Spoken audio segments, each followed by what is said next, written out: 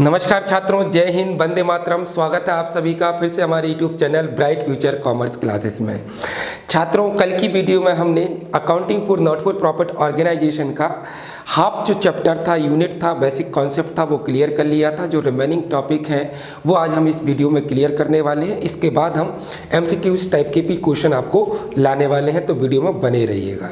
तो कल की वीडियो में हमने क्लियर किया था बेटा, what do mean by not for profit organisation, not for profit organisation क्या होते हैं, नॉट फॉर प्रॉफिट ऑर्गेनाइजेशन का characteristics, receipt and payment account क्या होता है, इनकम एंड एक्सपेंडिचर अकाउंट क्या होता है, बैलेंस शीट क्या होता है, और इनमें हमने डिफरेंशिएट भी कर लिया था। Receipt and payment account, income expenditure account में differentiate, receipt and payment account और कैश बुक में differentiate, income and expenditure account and profit loss account में डिफरेंशिएट। आज जो टॉपिक रिमेन थे हम बेटा उनके कॉन्सेप्ट क्लियर कर लें, इसके बाद हम आपको MCQs टाइप का भी क्वेश्चन लाने वाले हैं। तो आज का जो हमारा पहला क्वेश्चन आता है बेटा, वो आता है characteristics of income and expenditure account, या फिर what point should be kept in mind while preparing receipt and payment account. Receipt and payment account का कैरेक्टरिस्टिक्स या रिसिप्ट एंड पेमेंट अकाउंट को प्रिपेयर करते टाइम हमें कौन कौन से पॉइंट माइंड में केप्ट करने चाहिए, उस टॉपिक पर हम क्लियर करने वाले हैं, डिस्कस करने वाले हैं। तो सबसे पहला हमारा पॉइंट आता है characteristics of receipt and payment account, वो आता है हेडिंग।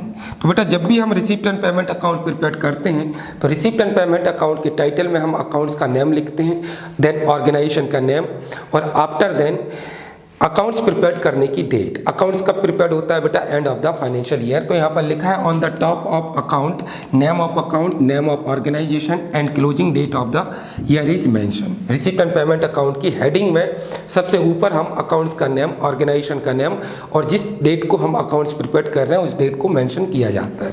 दूसरा starting, receipt and payment account बेटा स्टार्ट होता है विथ ओपनिंग बैलेंस से, ओपनिंग कैश बैलेंस या ओपनिंग बैंक बैलेंस, और क्लोज होता है किसके साथ बेटा, क्लोजिंग कैश या क्लोजिंग बैंक बैलेंस के साथ। इसके बाद एंडिंग है, this account is and with the closing balance. Start हुआ ओपनिंग कैश बैलेंस से और एंड हुआ बेटा क्लोजिंग कैश बैलेंस से। Debit and credit, receipt and payment account के debit side all receipt record की जाती हैं, बट याद रखिएगा ओनली कैश ट्रांजेक्शन, और credit side all payment record किए जाते हैं। ये बिल्कुल कैश बुक की तरह प्रिपेयर होता है। लाइक कैश बुक में भी हम डेबिट साइड क्या लिखते थे बेटा, रिसिप्ट, और क्रेडिट साइड क्या लिखते हैं, पेमेंट। जैसे same receipt and payment account में भी वही मैटर होता है। आइटम्स कैपिटल एंड रेवेन्यू, वो टाइप्स के item are recorded in receipt and payment account. Receipt and payment account में कैपिटल एंड रेवेन्यू वो टाइप्स के आइटम रिकॉर्ड होते हैं। अब सर ये कैपिटल और रेवेन्यू आइटम क्या होते हैं, नेक्स्ट टॉपिक में हम बेटा क्लियर करेंगे। इसके बाद नॉन कैश ट्रांजेक्शन, याद रखिएगा रिसिप्ट एंड पेमेंट अकाउंट में नॉन कैश ट्रांजेक्शन को रिकॉर्ड नहीं किया जाता। Like depreciation, bad debts, outstanding expenses, इनको हम क्या नहीं करते बेटा, रिसिप्ट एंड पेमेंट में रिकॉर्ड नहीं करते।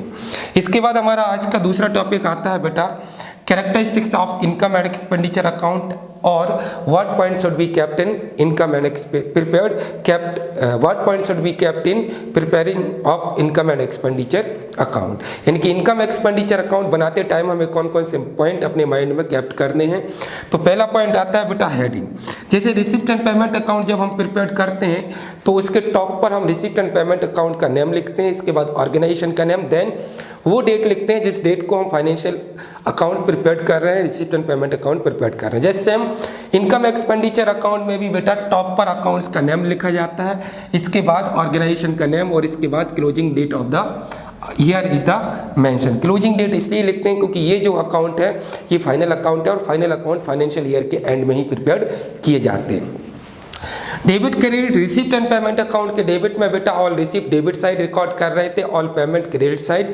इनकम एक्सपेंडिचर अकाउंट में बेटा ऑल जो एक्सपेंसेस होते हैं रेवेन्यू नेचर के वो हम डेबिट साइड रिकॉर्ड करते हैं, और income are credit side record करते हैं। इसके बाद आइटम्स, जो इनकम एक्सपेंडिचर अकाउंट होता है बेटा इसमें ओनली हम रेवेन्यू नेचर का आइटम रिकॉर्ड करते हैं, लेकिन ध्यान रखिएगा नॉन कैश ट्रांजेक्शन भी इसमें एडजस्ट किए जाते हैं। नॉन कैश ट्रांजेक्शन यहाँ पर जो इनकम एक्सपेंडिचर अकाउंट है, income expenditure account are show non cash transaction like depreciation, bad debts etcetera. Bad debts और डेप्रिसिएशन, आउटस्टैंडिंग, इन सारी चीज़ों को हम एग्जिस्ट करते हैं कहाँ पर बेटा, इनकम एंड एक्सपेंडिचर अकाउंट में। ध्यान रखिएगा रिसिप्ट एंड पेमेंट अकाउंट में बोथ टाइप्स के आइटम रिकॉर्ड होते हैं, कैपिटल नेचर भी और रेवेन्यू नेचर भी। अभी कैपिटल और रेवेन्यू नेचर के आइटम क्या होते हैं उन पर हम डिस्कस करेंगे। Balance sheet, receipt and payment account के साथ बेटा बैलेंस शीट प्रिपेयर करना कंपलसरी नहीं होता, जबकि इनकम एक्सपेंडिचर अकाउंट के साथ बैलेंस शीट प्रिपेयर किया जाता है। अब हम बात करते हैं नेक्स्ट टॉपिक की। नेक्स्ट टॉपिक बेटा हमारा आता है fund based accounting. Fund based accounting क्या होती है? फंड बेस्ड अकाउंटिंग को पढ़ने से पहले हम फंड का मीनिंग क्लियर कर लें। फंड जनरली मीनिंग सब जानते हैं, पैसा या अमाउंट। फंड आखिर होता क्या है? अगर कोई amount not for profit organisation को स्पेसिफिक पर्पस के लिए रिसीव हो जाए एज अ डोनेशन और गिफ्ट, या फिर एनपीओ खुद किसी स्पेसिफिक पर्पस के लिए कोई अमाउंट रिजर्व करके कैप्ट कर ले, सेट कर ले, लेकिन क्या पर्पस हो बेटा? स्पेसिफिक पर्पस, तो उसी अमाउंट को हम क्या कहते हैं? फंड कहते हैं। फंड का यूटिलाइजेशन सिर्फ उसी काम के लिए किया जा सकता है, उसी पर्पस के लिए किया जा सकता है जिस पर्पस के लिए उसे सेट किया गया है। फंड एनपीओ के लिए लाइबिलिटीज होता है, इसलिए हम इसे बैलेंस शीट में लाइबिलिटी साइड डिस्क्लोज करते हैं, शो करते हैं, रिकॉर्ड करते हैं। चलिए समझते हैं फंड क्या होता है। फंड मीन्स अमाउंट रिसीव और set aside by not for profit organisation for a specific purpose. Fund amount along with the income on the fund cannot be used for purpose other than those for which it is received or set। Fund वो amount है जो NPO को किसी specific purpose के लिए receive होता है या एनपीओ किसी स्पेसिफिक पर्पस के लिए कैप्ट करता है। फंड का यूटिलाइजेशन हम सिर्फ उसी पर्पस के लिए कर सकते हैं जिस पर्पस के लिए उसे सेट किया गया है या रखा गया है। एग्जाम्पल की हम बात करते हैं। सपोज करिएगा, जैसे मान लीजिएगा घर पर हम बात करें फैमिली में, सपोज करिए बेटा आपके पापा की जो इनकम है वो मंथली इनकम या ईयरली मान ले या मंथली मान ले, मंथली इनकम कितना है बेटा? 20,000 रुपीज़ है। अब पापा आपके अच्छे से जानते हैं कि बेटा आने वाले टाइम में हायर एजुकेशन लेने वाला है, कॉलेज में एडमिशन लेगा जहाँ पर उसे पैसे की ज़रूरत पड़ेगी, और पापा का इनकम जो है बेटा वो फिक्स है। तो अब पापा क्या करते हैं? फ्यूचर के पर्पस के लिए इस सैलरी में से, उनकी इनकम में से 2,000 रुपीज़ एवरी मंथ कैप्ट करके रखते हैं। किस पर्पस के लिए? अपने बेटे की एजुकेशन के लिए। ऐसा वो मान लीजिएगा एग्जाम्पल के लिए 12 मंथ करते हैं, हर एक मंथ बेटा कितना रुपीस बचा के रखते हैं? 2,000। लेकिन किस पर्पस के लिए बचा के रख रहे हैं? अपने बेटे की एजुकेशन के लिए। तो 12 मंथ में ये पैसा बेटा कितना हो जाता है? ये हो जाता है 24,000। तो ये जो 20,000 अमाउंट, 24,000 जो अमाउंट है बेटा, ये फंड हो गया। क्या हो गया? फंड। लेकिन ये किस पर्पस के लिए रखा था बेटा? एजुकेशन के लिए रखा था। तो इसे हम कौन सा फंड कहेंगे? Education fund. जैसे मान लीजिएगा आप किसी एनपीओ को ऑपरेट कर रहे हैं एज अ स्कूल, आप स्कूल चलाते हैं और स्कूल में आपको स्पोर्ट्स कराना है, तो स्पोर्ट्स के लिए आपको पैसे की ज़रूरत होती है। तो स्कूल क्या करता है कि एवरी ईयर या एवरी मंथ जो उसे सरप्लस होता है, मतलब जो प्रॉफिट होता है, जो अमाउंट मिलता है कहीं से भी, उस अमाउंट में से कुछ पैसा वो स्पोर्ट्स के लिए बचा के रखती है। तो जो पैसा स्पेसिफिक पर्पस के लिए स्पोर्ट्स के लिए बचा के रखा है, उस पैसे को हम क्या कहेंगे बेटा? Sports fund. अब इस पैसे का यूटिलाइजेशन एनपीओ सिर्फ उसी काम के लिए करेगा जिस काम के लिए रखा गया। अगर स्पोर्ट्स के लिए रखा है तो उस पैसे का यूटिलाइजेशन हम सिर्फ स्पोर्ट्स के लिए करेंगे। अगर टूर्नामेंट के लिए कोई पैसा रखा है तो सिर्फ उसका यूटिलाइजेशन टूर्नामेंट के लिए रखेंगे। कल्चरल एक्टिविटी के लिए रखा है कोई पैसा बचाकर, तो उसका यूटिलाइजेशन किस लिए करेंगे बेटा? कल्चरल एक्टिविटी के लिए। तो इसी अमाउंट को जो स्पेसिफिक पर्पस के लिए या तो रिसीव हुआ है या स्पेसिफिक पर्पस के लिए एनपीओ ने सेट करके रखा है, उसी अमाउंट को बेटा अपन क्या कहते हैं? फंड कहते हैं। क्लियर है? अब जब फंड होता है तो फंड इंस्टीट्यूशन में डिफरेंट टाइप का होता है, लाइक बिल्डिंग बनाने के लिए बिल्डिंग फंड, स्पोर्ट्स के लिए स्पोर्ट्स फंड, प्राइज डिस्ट्रीब्यूट करना है तो प्राइज फंड, कल्चरल एक्टिविटी करना है तो कल्चरल फंड, इसके बाद लाइब्रेरी बनाना है तो लाइब्रेरी फंड, इसके बाद अगर आपको जैसे मान लीजिएगा एजुकेशन के लिए रखना है पैसा तो एजुकेशनल फंड। तो ये सारे डिफरेंट टाइप के फंड होते हैं और एनपीओ क्या करते हैं? एवरी फंड के लिए एक separate account, fund account maintain करते हैं। जैसे मान लीजिएगा टूर्नामेंट फंड है तो टूर्नामेंट फंड अकाउंट बनेगा, स्पोर्ट्स फंड है तो स्पोर्ट्स फंड अकाउंट बनेगा, एजुकेशनल फंड है तो एजुकेशनल फंड अकाउंट बनेगा। फंड लाइबिलिटीज होता है। अब जिस अकाउंट के लिए हम जिस पर्पस के लिए फंड रख रहे हैं बेटा, उस अकाउंट में इस फंड को क्रेडिट कर देते हैं और बैलेंस शीट में लाइबिलिटी साइड इसको रिकॉर्ड कर देते हैं, क्योंकि फ्यूचर में हमें इसका यूज करना है। तो ये तो हो गया बेटा फंड। अब हम बात करते हैं फंड बेस्ड अकाउंटिंग क्या होती है। तो डोनेशन रिसीव और fund set aside for specific purpose, जो डोनेशन या अमाउंट हमने स्पेसिफिक पर्पस के लिए सेट करके रखा है, are credited to a separate fund account, उसको हम एक सेपरेट फंड अकाउंट में ट्रांसफर कर देते हैं, क्रेडिट कर देते हैं। लाइक टूर्नामेंट फंड को हमने टूर्नामेंट फंड अकाउंट में क्रेडिट कर दिया। And are show in liability side of the balance sheet, और उसे बैलेंस शीट की लाइबिलिटी साइड रिकॉर्ड कर देते हैं। इनकम फ्रॉम और डोनेशन फॉर दीज फंड्स, अगर उस फंड से आपको कोई इनकम आती है या उस फंड से रिलेटेड आपको कोई और डोनेशन मिलता है, तो to the respective fund accounts हम क्या करते हैं, उसी फंड अकाउंट में हम क्या कर देते हैं बेटा, क्रेडिट कर देते हैं, यानी कि प्लस कर देते हैं। और on the other hand expenses और payment out of these fund are debited, और अगर उस फंड में से हमने कोई अमाउंट उस पर्पस के लिए यूज कर लिया है, तो उस फंड अकाउंट में हम कहाँ लिख देते हैं बेटा, डेबिट साइड लिख देते हैं। अकाउंटिंग, ये जो अकाउंटिंग है तो बेटा accounting when done on this basis is known as fund based accounting. तो ये जो अकाउंटिंग होती है बेटा, वही अकाउंटिंग क्या कहलाती है, फंड बेस्ड अकाउंटिंग। ध्यान रखिएगा, एनपीओ हर एक फंड के लिए बेटा एक सेपरेट फंड अकाउंट ओपन करते हैं। जो अमाउंट हमें उस फंड से रिलेटेड रिसीव होता है, उसे हम उस फंड अकाउंट में क्रेडिट कर देते हैं, और जो अमाउंट हम उस पर्पस के लिए उस फंड में से खर्च करते हैं स्पेसिफिक पर्पस पर, तो वो अमाउंट हम कहाँ लिख देते हैं बेटा, उसी फंड अकाउंट के डेबिट में। इसके बाद जो भी अमाउंट बचता है बेटा, हम उसे बैलेंस शीट की लाइबिलिटी साइड का कर देते हैं, ट्रांसफर कर देते हैं। फंड याद रखिएगा, बैलेंस शीट में लाइबिलिटी साइड रिकॉर्ड होता है, जितना भी फंड होता है वो इंस्टीट्यूशन का लाइबिलिटीज होता है। तो क्लियर हो गई होगी बेटा आपकी फंड बेस्ड अकाउंटिंग। इसके बाद हम बात करते हैं बेटा कैटेगरीज ऑफ फंड और हेड्स ऑफ फंड। अब जब फंड बेस्ड अकाउंटिंग हम करते हैं बेटा, तो फंड को हमने 2 कैटेगरी में डिवाइड किया है। एक होता है बेटा अनरेस्ट्रिक्टेड फंड और दूसरा होता है रेस्ट्रिक्टेड फंड। अनरेस्ट्रिक्टेड का मतलब ही है जिसके यूज के लिए कोई प्रतिबंध ना हो, कोई बाउंडेशन ना हो, और रेस्ट्रिक्टेड फंड जिसके यूटिलाइजेशन के लिए क्या हो बेटा, रेस्ट्रिक्शन हो।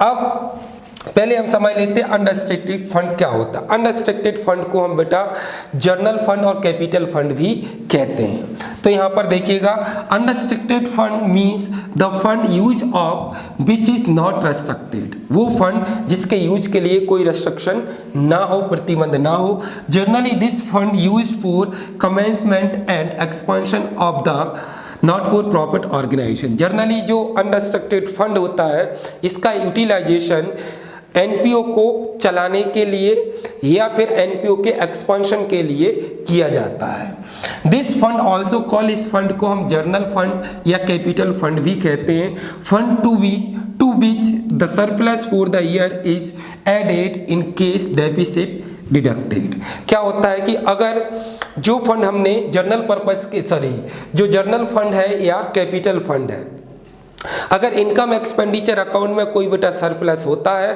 तो उसे हम जर्नल या कैपिटल फंड में प्लस कर देते हैं, और इनकम एक्सपेंडिचर अकाउंट में अगर डेफिसिट होता है, डेफिसिट मतलब लॉस होता है, तो हम कैपिटल फंड में से क्या कर देते हैं, माइनस। ध्यान रखिएगा बेटा, ऑब्जेक्टिव टाइप्स यानी कि एमसीक्यूज में पूछ लेता है कि जो सरप्लस है इनकम एक्सपेंडिचर अकाउंट का, उसे हम क्या करते हैं बेटा, कैपिटल फंड में प्लस कर देते हैं, और जो डेफिसिट होता है इनकम एक्सपेंडिचर अकाउंट का, उसे कैपिटल फंड में से माइनस कर देते हैं, डिडक्ट कर देते हैं। इसके बाद हम बात करते हैं बेटा restricted fund. Restricted fund is the fund the use of which is restricted either by the management और by the donor for a specific purpose.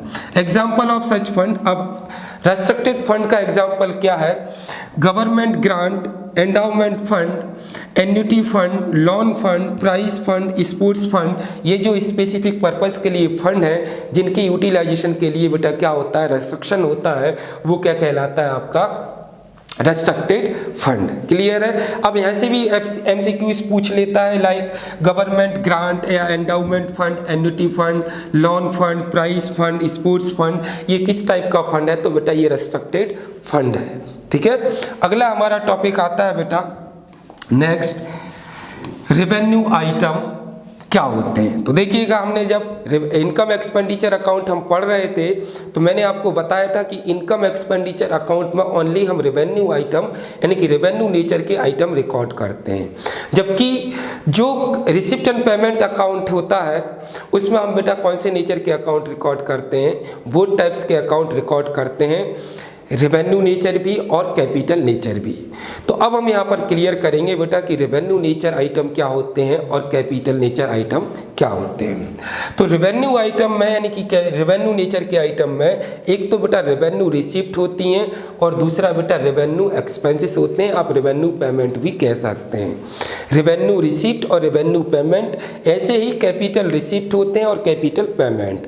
ध्यान रखिएगा, revenue item income expenditure account में रिकॉर्ड होंगे और बोथ टाइप्स के item यानी कि capital और रेवेन्यू कहाँ पर, रिसिप्ट एंड पेमेंट अकाउंट में। तो फिलहाल में हम ये समझ लें कि रेवेन्यू रिसिप्ट और रेवेन्यू एक्सपेंसेस होते क्या है। रेवेन्यू आइटम का मतलब ये है वो आइटम बेटा जो रेगुलर एक्टिविटी से, वो ट्रांजैक्शन जो हम रेगुलर एक्टिविटी से करते हैं, यानी कि जो रिसिप्ट रेगुलर एक्टिविटी से रिसीव हो रहा है रेगुलरली, वो रेवेन्यू रिसिप्ट है। जो रेगुलरली पे कर रहे हैं वो बेटा क्या है, रेवेन्यू एक्सपेंसेस या रेवेन्यू पेमेंट है।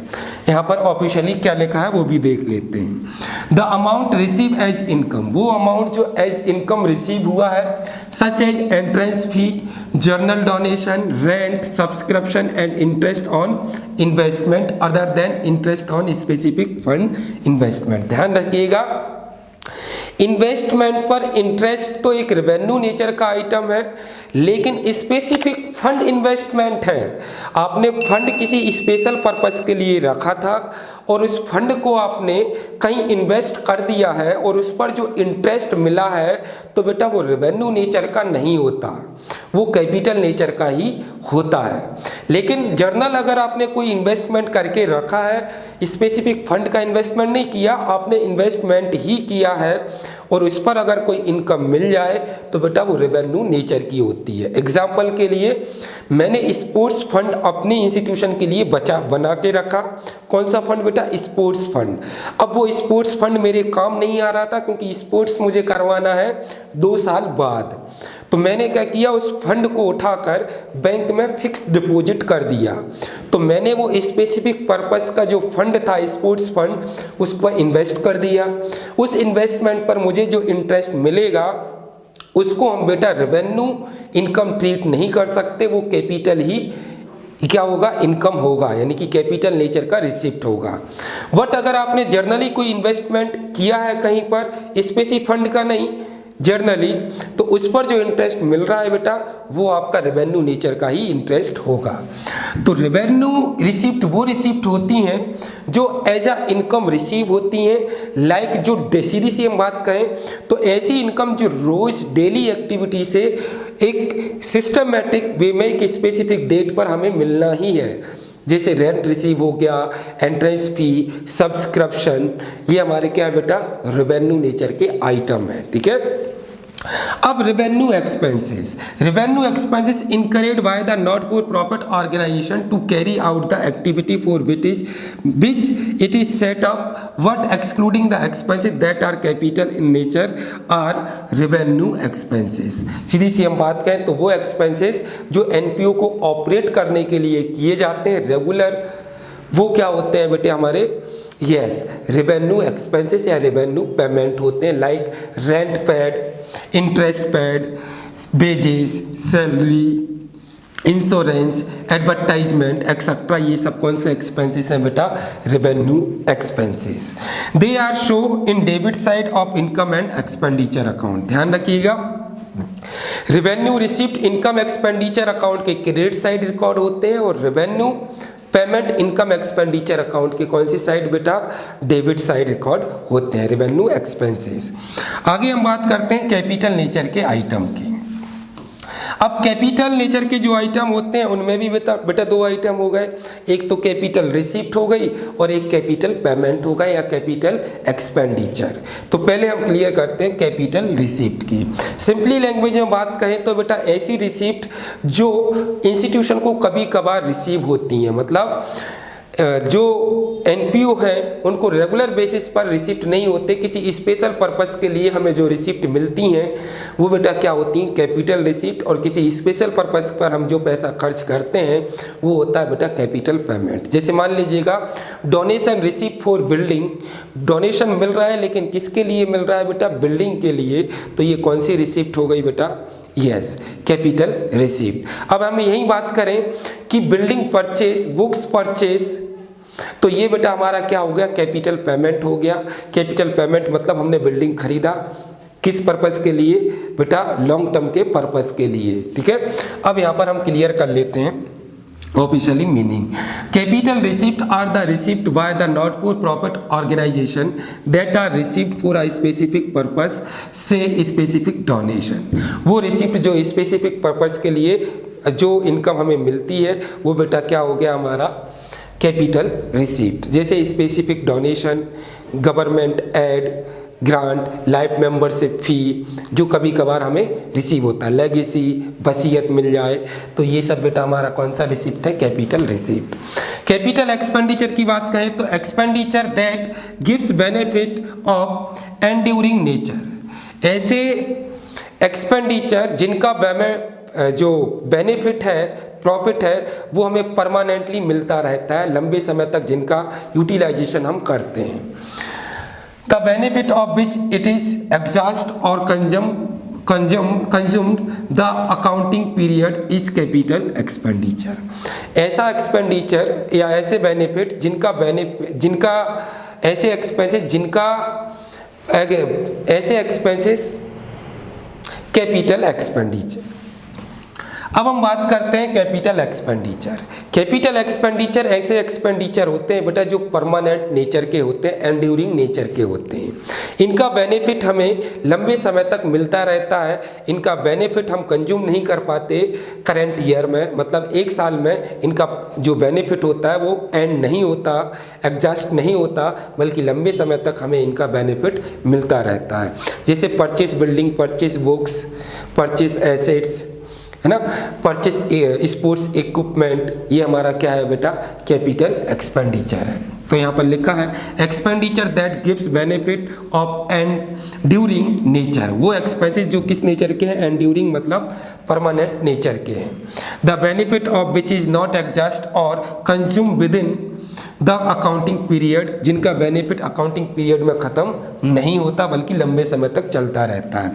Example purchase of books, furniture, investment, building etcetera, ये सब बेटा हमारा कौन सा एक्सपेंडिचर है, capital expenditure. Are treated, capital expenditure are treated as capital. अब हम बात करते हैं बेटा कैपिटल एक्सपेंडिचर की। तो ऐसे एक्सपेंडिचर जिनका बेनिफिट हमें लंबे टाइम तक मिलता है, जो एंड्यूरिंग नेचर के होते हैं, परमानेंट नेचर के होते हैं, जैसे बिल्डिंग को परचेस करना, इन्वेस्टमेंट को परचेस करना, बुक्स को परचेस करना, ये सब हम क्या ट्रीट करते हैं बेटा, कैपिटल एक्सपेंडिचर, जो कभी कभार होते हैं, जो परमानेंट नेचर के होते हैं। यहाँ पर लिखा हुआ है expenditure that gives benefit of enduring nature, जो क्या होते हैं, परमानेंट नेचर के होते हैं। The benefit of which is not exhaust और consume within the accounting period is capital expenditure, जिनका benefit within the accounting period consume नहीं होता बल्कि लंबे समय तक मिलता रहता है। Example purchase of books, furniture, investment, building etcetera are treated as capital expenditure. Capital expenditure shown on the asset side of the balance sheet. अब एक चीज याद रखना बेटा, कैपिटल रिसीप्ट बैलेंस शीट की लाइबिलिटीज में रिकॉर्ड करते हैं, कैपिटल एक्सपेंडिचर बैलेंस शीट के एसेट साइड रिकॉर्ड करते हैं। क्योंकि एक्सपेंडिचर जब हम करते हैं कैपिटल एक्सपेंडिचर, तो बदले में हमें कुछ ना कुछ एसेट्स रिसीव होता है। सीधी सी हम बात कहें तो एसेट्स को परचेस करने पर जो पैसा खर्च होता है वो बेटा हमारा कैपिटल एक्सपेंडिचर होता है। और अगर हमें कोई स्पेसिफिक पर्पस के लिए रिसीप्ट हो जाए तो वो हमारा बेटा कैपिटल रिसीप्ट होता है। क्लियर है। नेक्स्ट हमारा टॉपिक आता है बेटा, अब अकाउंटिंग को हम पूरी समरी के साथ समझ लेते हैं, ठीक है। Transaction of not for profit organisation, ये जो इतना पोर्शन लिखा है बेटा यही पूरा आपका अकाउंटिंग है, ठीक है। अब जो एनपीओ है बेटा ये ट्रांजैक्शन करेंगे टू टाइप्स के, एक कैपिटल नेचर के ट्रांजैक्शन करेंगे और एक कौन से करेंगे, रेवेन्यू नेचर के ट्रांजैक्शन। कैपिटल नेचर में भी बेटा टू टाइप्स के आइटम होते हैं, एक कैपिटल रिसिप्ट होती है और एक कैपिटल पेमेंट होता है। जैसे सेम रेवेन्यू जो आइटम होते हैं तो वो भी दो टाइप के होते हैं, एक तो होता है रेवेन्यू रिसिप्ट और एक होता है रेवेन्यू पेमेंट। ध्यान रखिएगा, कैपिटल रिसिप्ट हमारी लायबिलिटीज है और कैपिटल पेमेंट हमारी बेटा एसेट्स है। और एसेट्स और लायबिलिटीज बेटा कहाँ रिकॉर्ड होता है, बैलेंस शीट में। क्लियर है। इसके बाद रेवेन्यू रिसिप्ट बेटा हमारा इनकम है और रेवेन्यू पेमेंट हमारा क्या है बेटा, एक्सपेंसेस है। और इनकम एक्सपेंसेस बेटा कहाँ रिकॉर्ड होते हैं, इनकम एंड एक्सपेंडिचर अकाउंट में। क्लियर है। इसके बाद ये जो receipt, capital receipt, capital payment, revenue receipt, revenue payment हैं, ये दोनों के दोनों आइटम बेटा कहाँ रिकॉर्ड हो जाते हैं, रिसिप्ट एंड पेमेंट अकाउंट में। यानी कि रिसिप्ट एंड पेमेंट जो अकाउंट है वो मास्टर रिकॉर्ड है किसका बेटा, ऑल कैश ट्रांजैक्शंस का, जिसमें हम कैपिटल नेचर के आइटम भी लिखेंगे और रेवेन्यू नेचर के आइटम भी लिखेंगे। तो क्लियर है। अब यहाँ से देखिए कितने सारे एमसीक्यूज बन जाते हैं। कैपिटल रिसिप्ट को कहाँ रिकॉर्ड करते हैं, लायबिलिटीज में। कैपिटल पेमेंट को एसेट्स में। एसेट्स लायबिलिटीज कहाँ आते हैं बेटा, बैलेंस शीट। तो क्लियर हो गया होगा। रेवेन्यू रिसिप्ट्स का मतलब है इनकम और रेवेन्यू पेमेंट का मतलब है एक्सपेंसेस। और इनकम एक्सपेंसेस रिकॉर्ड कहाँ करते हैं बेटा, इनकम एंड एक्सपेंडिचर अकाउंट में। बैलेंस शीट और इनकम एक्सपेंडिचर अकाउंट दोनों ही हम किसके बेसिस पर बनाएंगे, वो बनाएंगे रिसिप्ट एंड पेमेंट अकाउंट के बेसिस पर, क्योंकि receipt and payment account master record है कैश ट्रांजैक्शन का, एनपीओ का। तो क्लियर है बेटा। एनपीओ टू टाइप्स के ट्रांजैक्शन करते हैं, कैपिटल नेचर के और रेवेन्यू नेचर के। कैपिटल रिसिप्ट होती है और कैपिटल पेमेंट, रेवेन्यू रिसिप्ट और रेवेन्यू पेमेंट। जो रेगुलर बेसिस पर ट्रांजैक्शन होते हैं वो रेवेन्यू ट्रांजैक्शन होते हैं, जो स्पेसिफिक पर्पस और कभी कभार होते हैं वो कैपिटल नेचर के ट्रांजैक्शन होते हैं। क्लियर है। नेक्स्ट हमारा टॉपिक आता है बेटा books kept under cash system. अब एनपीओ जो है बेटा अपनी अकाउंटिंग कैश सिस्टम के बेसिस पर करती हैं। किस बेसिस पर, कैश सिस्टम के बेसिस पर। अब कैश सिस्टम में एनपीओ डिफरेंट टाइप के अकाउंट्स बुक मेंटेन करते हैं। लाइक हमने आपको बताया था, अगर वो फंड बेस्ड अकाउंटिंग कर रही है तो बेटा फंड अकाउंट ओपन करेगी, ठीक है। डिफरेंट टाइप के फंड अकाउंट भी ओपन करेगी। ऐसे ही कैश ट्रांजैक्शन के लिए कैश बुक मेंटेन करती है एनपीओ। स्टॉक को रिकॉर्ड करने के लिए स्टॉक रजिस्टर। इसमें हम कंजप्शन बेस्ड अकाउंटिंग करते हैं। जब कंजप्शन बेस्ड अकाउंटिंग करते हैं तो सेपरेट स्टॉक रजिस्टर मेंटेन होता है। सैलरी और वेजेस रजिस्टर भी मेंटेन होता है, इन्वेस्टमेंट रजिस्टर भी मेंटेन होता है और मेंबरशिप रजिस्टर भी मेंटेन होता है। ये वो बुक्स हैं जो एनपीओ मेंटेन करती हैं और भी बुक्स हो सकती हैं, ठीक है। नेक्स्ट हमारा क्वेश्चन आता है बेटा सोर्स ऑफ इनकम। अब एनपीओ जो है उनका पर्पस क्या होता है बेटा, उनका पर्पस होता है, क्या होता है पर्पस, उनका पर्पस होता है सोशल वेलफेयर करना। सोशल वेलफेयर करने के लिए भी बेटा पैसे की ज़रूरत होती है। और पैसा कहाँ से आएगा, सोर्सेज से आएगा। किसके सोर्सेज से, इनकम के सोर्सेज से। तो हमें ये पता होना चाहिए कि जर्नली एनपीओ का जो मेन सोर्स ऑफ इनकम होता है वो क्या होता है, उस पर भी हम डिस्कस कर लें। एंट्रेंस फी, इसको हम बेटा एडमिशन फी भी कहते हैं।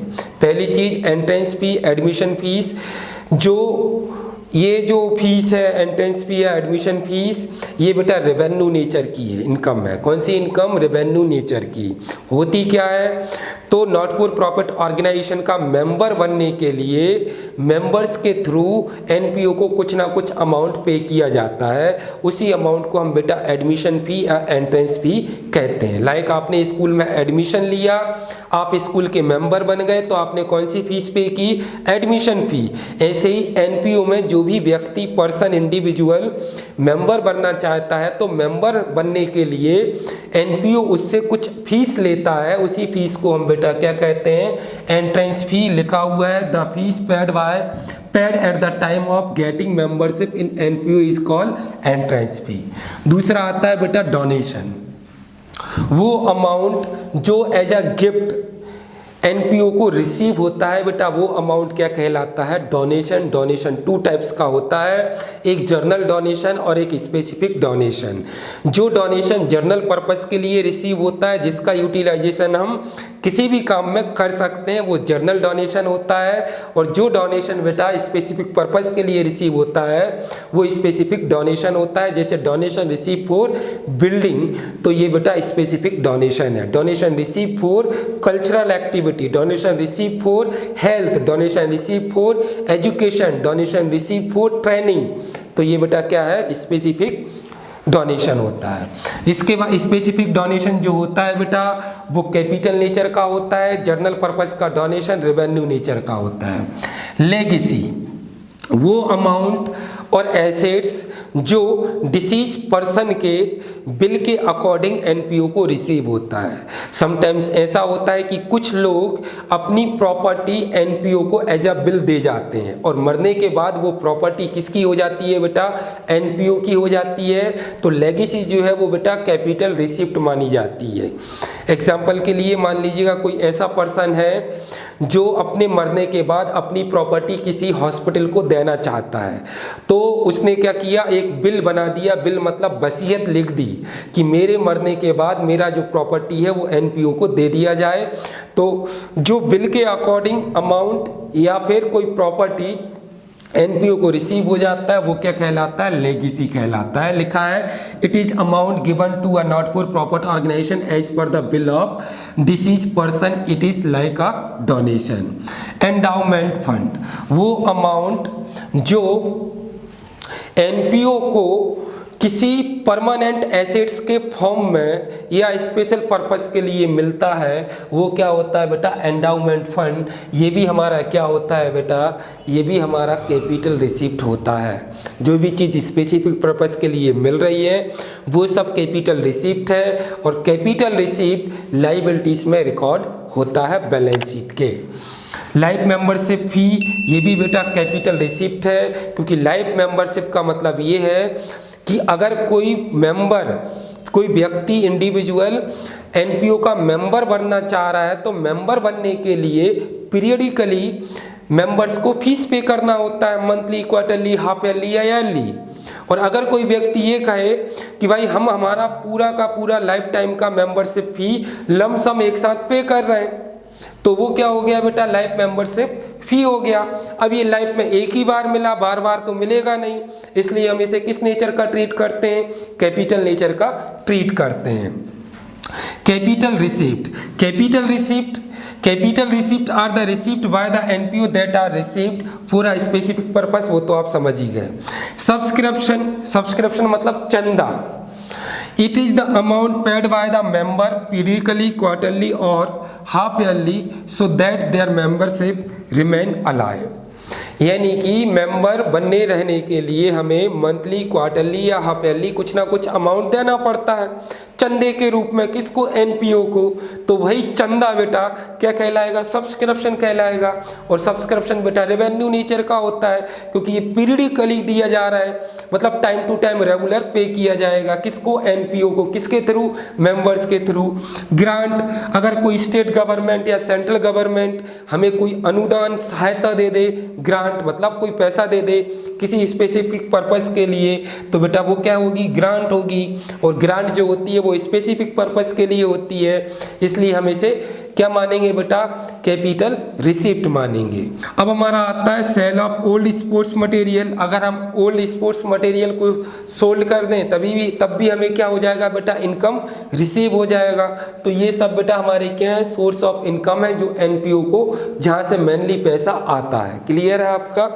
तो नेक्स्ट हमारा लास्ट क्वेश्चन आता है बेटा, टाइप्स ऑफ डोनेशन। डोनेशन क्या है, तो ये तो हम अच्छे से जानते हैं, एनपीओ को जो भी अमाउंट कैश या फिर कोई assets as a gift receive हो जाए तो बेटा वो क्या कहलाता है, डोनेशन। डोनेशन टू टाइप्स का होता है, एक होता है स्पेसिफिक डोनेशन, इसे हम स्पेशल डोनेशन भी कहते हैं, और दूसरा होता है general purpose donation. Special purpose donation और जनरल पर्पस डोनेशन दोनों में डिफरेंस ये है बेटा कि जो स्पेशल पर्पस डोनेशन है ये बेटा कैपिटल रिसिप्ट माना जाता है और जो जनरल पर्पस डोनेशन होता है ये रेवेन्यू रिसिप्ट माना जाता है। अब सर ये डोनेशन स्पेसिफिक पर्पस होता क्या है? जो डोनेशन एनपीओ को स्पेशल पर्पस के लिए दिया जाता है वो बेटा स्पेसिफिक है, जो जनरल पर्पस के लिए गिवन होता है वो क्या होता है? General purpose. तो specific donation are those donation which receive for some specific purpose like donation for construction of building or library or hospital, donation for purchase of machinery, books, donation for drama, cultural program, tournament, camp etcetera.